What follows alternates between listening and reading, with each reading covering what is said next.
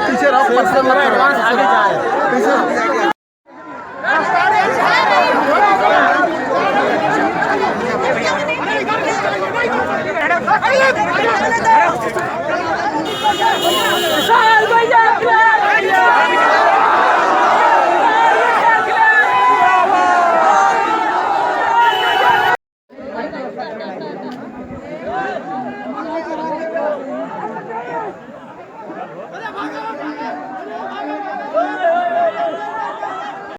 जुड़ करके समाजवादी पार्टी काम करती रहेगी।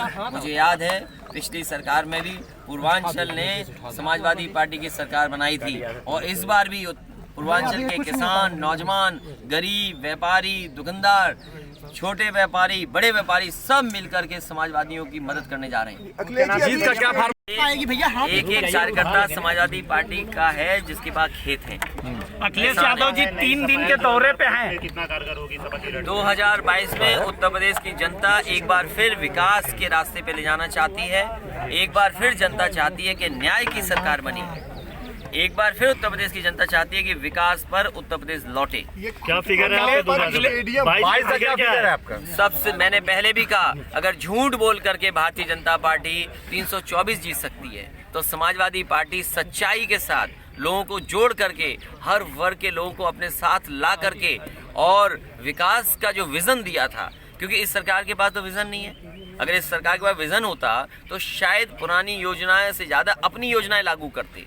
क्योंकि सरकार पे कोई विजन नहीं है, वो पुरानी योजनाओं को ही पीट रहे हैं। पहली बार हो रहा होगा शिलान्यास का शिलान्यास हो रहा, उद्घाटन का उद्घाटन हो रहा है और एमओयू के एमओयू हो रहे हैं। तो इसलिए उत्तर प्रदेश दोबारा विजनरी रास्ते पे जाना चाहता है। अखिलेश यादव जी 3 दिन के दौरे पे हैं पूर्वांचल में और जौनपुर से शुरुआत। सभी छोटे दलों के लिए समाजवादी पार्टी का रास्ता खुला है। अखिलेश यादव समाजवादी पार्टी का सभी दलों के लिए रास्ता खुला हुआ है। बजट को किस तरह से देख रहे हैं अखिलेश यादव जी? बजट पे किसी को कुछ नहीं मिला। बजट जनता के साथ धोखा था। अपना ही संकल्प पत्र भूल गए तो उनसे क्या उम्मीद करोगे आप? अखिलेश यादव जी जौनपुर कानून व्यवस्था पूरी तरीके से ध्वस्त है। सरकार में लगातार घटनाएं हो रही हैं, लगातार हत्याएं हो रही हैं, बलात्कार हो रहे हैं, लगातार लूट हो रही है और लखनऊ जैसा शहर नहीं सुरक्षित। और फर्जी इनकाउंटर कितने हुए? कोई एक दो नहीं हुए, न जाने कितने फर्जी इनकाउंटर हुए। और सबसे ज़्यादा अगर किसी को नोटिस मिले हैं एनआरसी से, नेशनल ह्यूमन राइट कमीशन से, तो वो उत्तर प्रदेश की सरकार है। सबसे ज़्यादा कस्टोडियल डेथ अगर कहीं हुई है देश में तो वो उत्तर प्रदेश में है। क्या आप ऐसा रास्ता अपनाएंगे कि जिसमें न्याय नहीं मिले, इंसाफ नहीं मिले? आप पुलिस के दम पर सरकार चलाना चाहते हैं? आप लोगों को डरा के राजनीति करना चाहते हैं? आप गुमराह करके राजनीति करना चाहते हैं?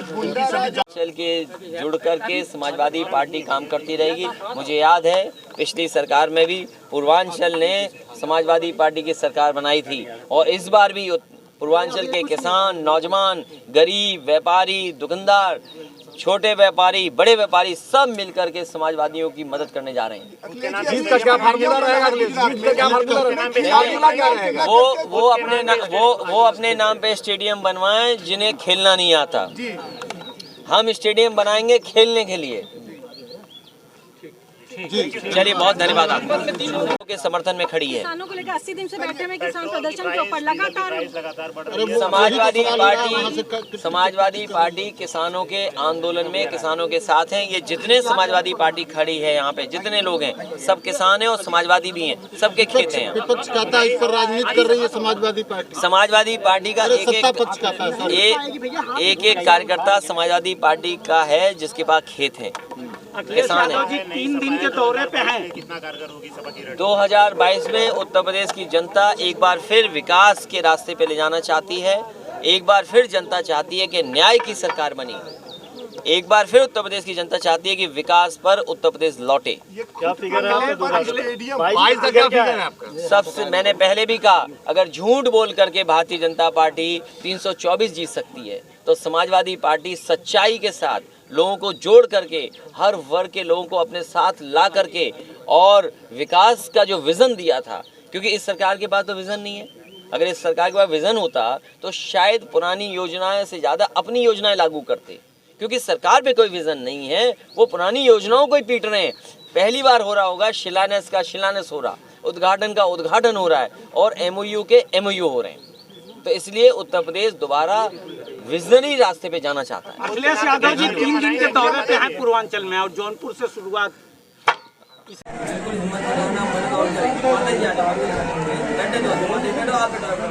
आप लोग अग्रस्त हो, उनको बोलिए भी जल्दी पानी की।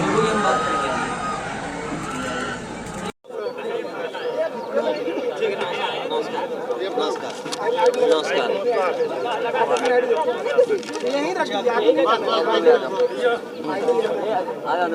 और अब बैठो। अच्छा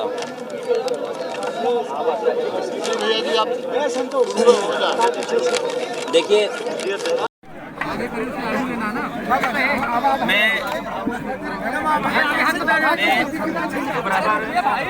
मैं अपने प्रेस के साथियों को धन्यवाद देता हूं।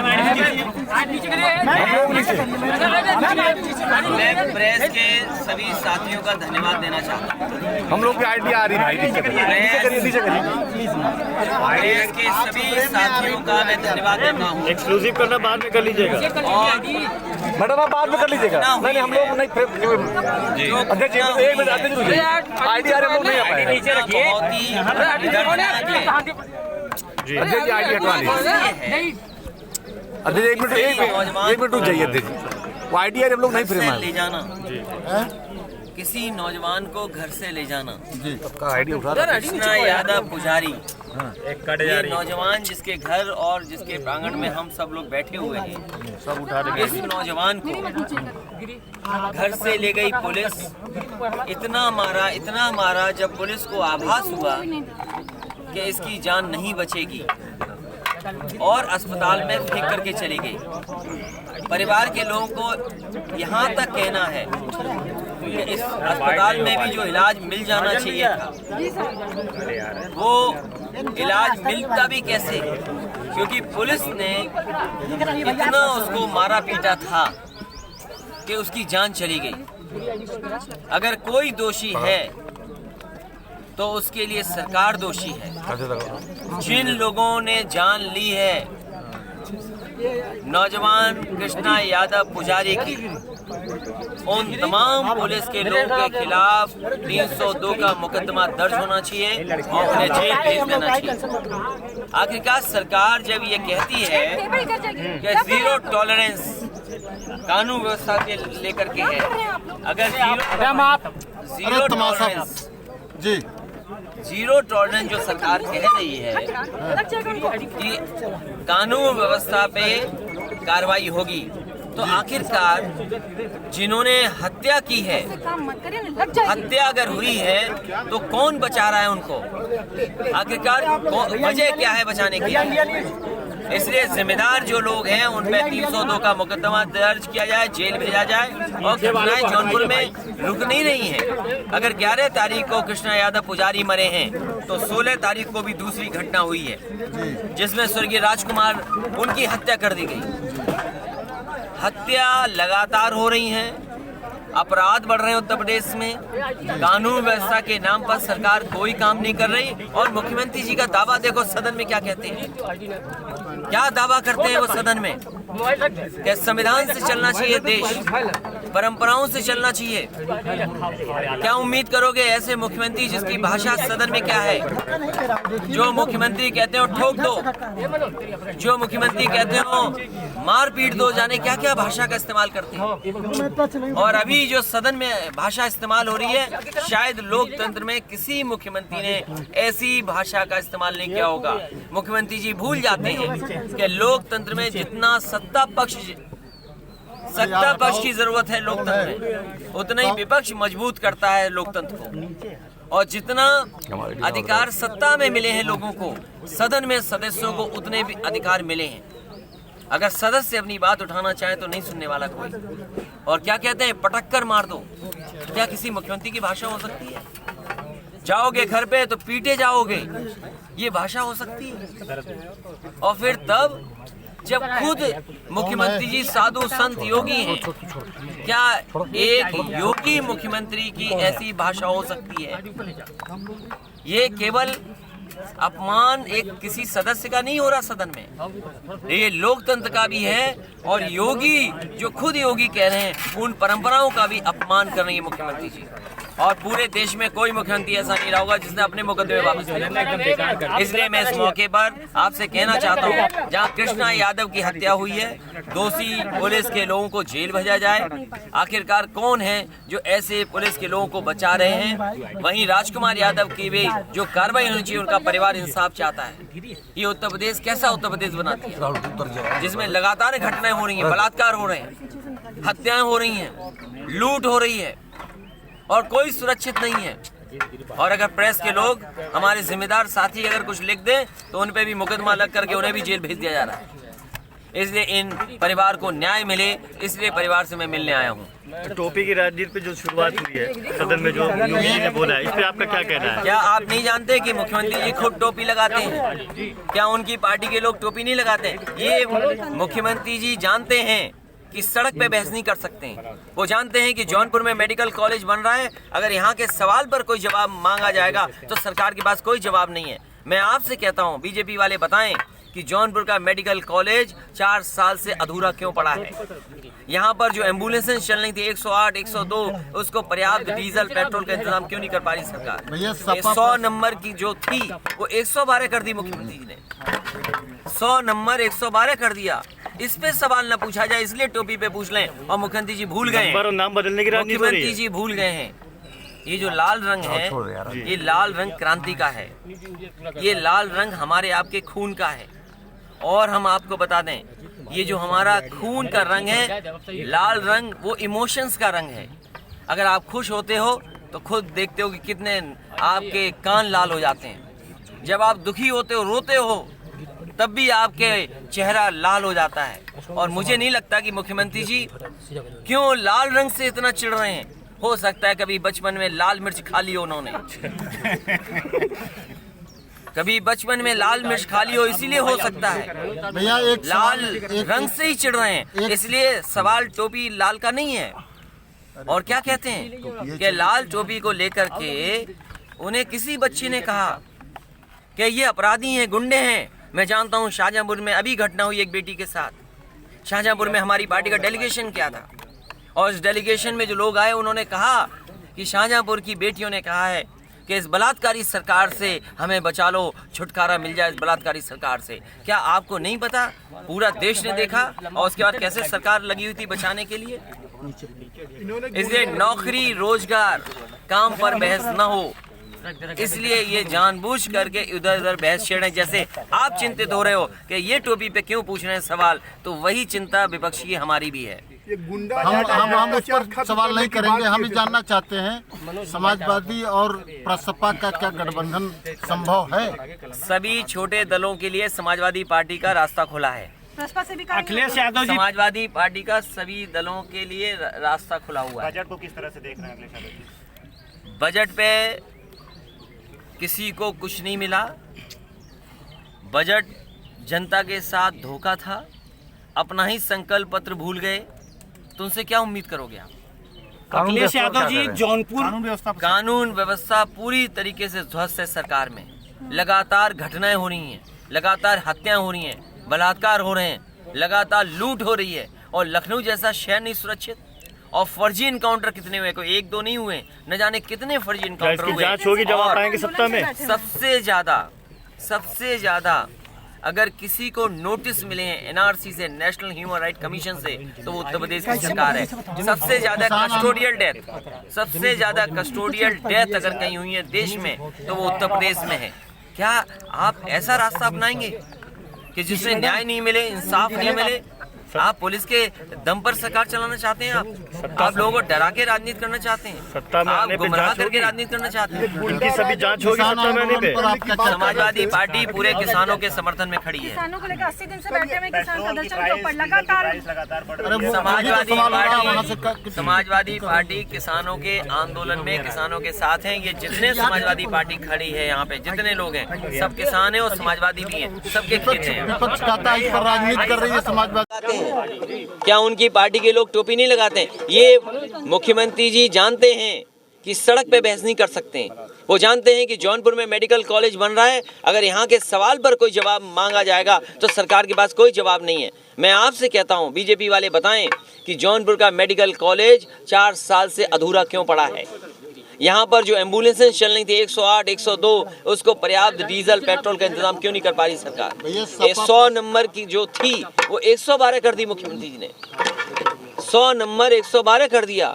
इस पे सवाल न पूछा जाए, इसलिए टोपी पे पूछ लें। और मुख्यमंत्री जी भूल गए हैं, मुख्यमंत्री जी भूल गए हैं, ये जो लाल रंग है, ये लाल रंग क्रांति का है, ये लाल रंग हमारे आपके खून का है। और हम आपको बता दें, ये जो हमारा खून का रंग है, लाल रंग, वो इमोशंस का रंग है। अगर आप खुश होते हो तो खुद देखते हो कि कितने आपके कान लाल हो जाते हैं। जब आप दुखी होते हो, रोते हो, तब भी आपके चेहरा लाल हो जाता है। और मुझे नहीं लगता कि मुख्यमंत्री जी क्यों लाल रंग से इतना चिढ़ रहे हैं। हो सकता है कभी बचपन में लाल मिर्च खा ली हो उन्होंने, कभी बचपन में लाल मिर्च खा ली हो, इसीलिए हो सकता है लाल रंग से ही चिढ़ रहे हैं। इसलिए सवाल टोपी लाल का नहीं है। और क्या कहते हैं कि लाल टोपी को लेकर के उन्हें किसी बच्चे ने कहा कि ये अपराधी हैं, गुंडे हैं। मैं जानता हूँ शाहजहांपुर में अभी घटना हुई एक बेटी के साथ। शाहजहांपुर में हमारी पार्टी का डेलीगेशन क्या था, और इस डेलीगेशन में जो लोग आए उन्होंने कहा कि शाहजहांपुर की बेटियों ने कहा है कि इस बलात्कारी सरकार से हमें बचा लो, छुटकारा मिल जाए इस बलात्कारी सरकार से। क्या आपको नहीं पता? पूरा देश ने देखा और उसके बाद कैसे सरकार लगी हुई थी बचाने के लिए। इसलिए नौकरी, रोजगार, काम पर बहस न हो, इसलिए ये जानबूझ करके इधर उधर बहस छेड़ रहे हैं। जैसे आप चिंतित हो रहे हो कि ये टोपी पे क्यों पूछ रहे हैं सवाल, तो वही चिंता विपक्षी की हमारी भी है। हम इस पर सवाल नहीं करेंगे, हम ये जानना चाहते हैं।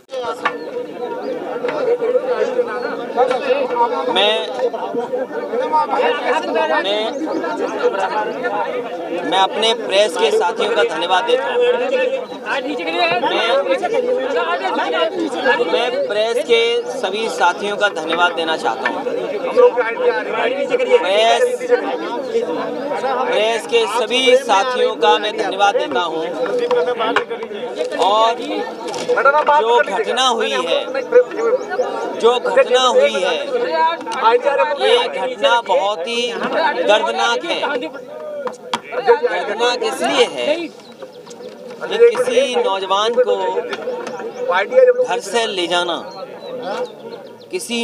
को घर से ले जाना, कृष्णा यादव पुजारी, ये नौजवान जिसके घर और जिसके प्रांगण में हम सब लोग बैठे हुए हैं, इस नौजवान को घर से ले गई पुलिस। इतना मारा जब पुलिस को आभास हुआ कि इसकी जान नहीं बचेगी, और अस्पताल में फेंक करके चली गई।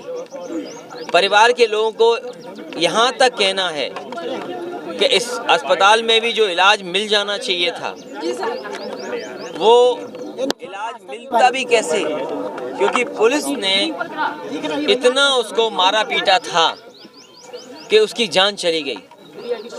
अगर कोई दोषी है तो उसके लिए सरकार दोषी है। जिन लोगों ने जान ली है नौजवान कृष्णा यादव पुजारी की, उन तमाम पुलिस के लोगों के खिलाफ 302 का मुकदमा दर्ज होना चाहिए और उन्हें जेल भेज देना चाहिए। आखिरकार सरकार जब ये कहती है कि जीरो टॉलरेंस कानून व्यवस्था के लेकर के है, अगर जीरो टॉलरेंस जो सरकार कह रही है कि कानून व्यवस्था पे कार्रवाई होगी, तो आखिरकार जिन्होंने हत्या की है, हत्या अगर हुई है तो कौन बचा रहा है उनको? आखिरकार वजह क्या है बचाने के लिए? इसलिए जिम्मेदार जो लोग हैं उन पे 302 का मुकदमा दर्ज किया जाए, जेल भेजा जाए। और घटनाएं जौनपुर में रुक नहीं रही हैं। अगर 11 तारीख को कृष्णा यादव पुजारी मरे हैं तो 16 तारीख को भी दूसरी घटना हुई है जिसमें स्वर्गीय राजकुमार उनकी हत्या कर दी गई। हत्या लगातार हो रही हैं, अपराध बढ़ रहे हैं उत्तर प्रदेश में, कानून व्यवस्था के नाम पर सरकार कोई काम नहीं कर रही। और मुख्यमंत्री जी का दावा देखो सदन में क्या कहते हैं, क्या दावा करते हैं वो सदन में कि संविधान से चलना चाहिए देश, परंपराओं से चलना चाहिए। क्या उम्मीद करोगे ऐसे मुख्यमंत्री जिसकी भाषा सदन में क्या है? जो मुख्यमंत्री कहते हो ठोक दो, जो मुख्यमंत्री कहते हो मार पीट दो, जाने क्या क्या भाषा का इस्तेमाल करते हैं। और अभी जो सदन में भाषा इस्तेमाल हो रही है, शायद लोकतंत्र में किसी मुख्यमंत्री ने ऐसी भाषा का इस्तेमाल नहीं किया होगा। मुख्यमंत्री जी भूल जाते हैं कि लोकतंत्र में जितना सत्ता पक्ष की जरूरत है लोकतंत्र में, उतना ही विपक्ष मजबूत करता है लोकतंत्र को। और जितना अधिकार सत्ता में मिले हैं लोगों को, सदन में सदस्यों को उतने भी अधिकार मिले हैं। अगर सदस्य अपनी बात उठाना चाहे तो नहीं सुनने वाला कोई। और क्या कहते हैं, पटक कर मार दो। क्या किसी मुख्यमंत्री की भाषा हो सकती है? जाओगे घर पे तो पीटे जाओगे, ये भाषा हो सकती है?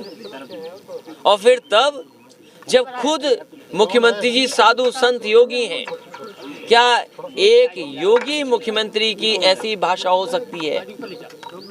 ये केवल अपमान एक किसी सदस्य का नहीं हो रहा सदन में, ये लोकतंत्र का भी है। और योगी जो खुद योगी कह रहे हैं, उन परंपराओं का भी अपमान कर रही है मुख्यमंत्री जी। और पूरे देश में कोई मुख्यमंत्री ऐसा नहीं रहा होगा जिसने अपने मुकदमे वापस लिए हों। इसलिए मैं इस मौके पर आपसे कहना चाहता हूं, जहां कृष्णा यादव की हत्या हुई है, दोषी पुलिस के लोगों को जेल भेजा जाए। आखिरकार कौन है जो ऐसे पुलिस के लोगों को बचा रहे हैं? वहीं राजकुमार यादव की भी जो कार्रवाई होनी चाहिए, उनका परिवार इंसाफ चाहता है। ये उत्तर प्रदेश कैसा उत्तर प्रदेश बना दिया, जिसमें लगातार घटनाएं हो रही हैं, बलात्कार हो रहे हैं, हत्याएं हो रही हैं, लूट हो रही है और कोई सुरक्षित नहीं है। और अगर प्रेस के लोग, हमारे जिम्मेदार साथी अगर कुछ लिख दें तो उन पे भी मुकदमा लग करके उन्हें भी जेल भेज दिया जा रहा है। इसलिए इन परिवार को न्याय मिले, इसलिए परिवार से मैं मिलने आया हूँ। टोपी की राजनीति की जो शुरुआत हुई है, तो में जो योगी ने बोला, इस पे आप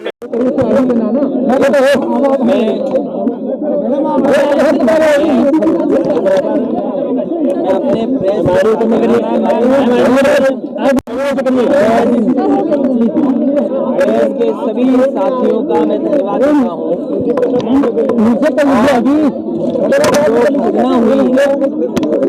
जो घटना हुई है ये बहुत ही घटना इसलिए है कि किसी नौजवान को अस्पताल में भी जो इलाज मिल जाना चाहिए था, वो इलाज मिलता भी कैसे? क्योंकि पुलिस ने इतना उसको मारा पीटा था कि उसकी जान चली गई।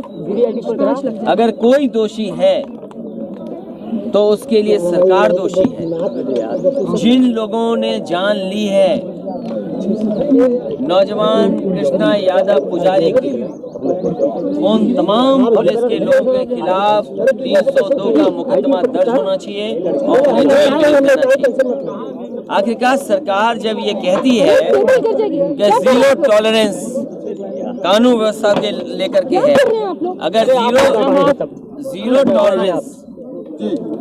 जीरो टॉलरेंस जो सरकार कह रही है कि कानून व्यवस्था पे कार्रवाई होगी, तो आखिरकार जिन्होंने हत्या की है, काम मत करिए ना, लग जाएगी। हत्या अगर हुई है तो कौन बचा रहा है उनको? आखिरकार वजह क्या है बचाने की? इसलिए जिम्मेदार जो लोग हैं उन पर 302 का मुकदमा दर्ज किया जाए, जेल भेजा जाए। और घटनाएं जौनपुर में रुक नहीं रही है।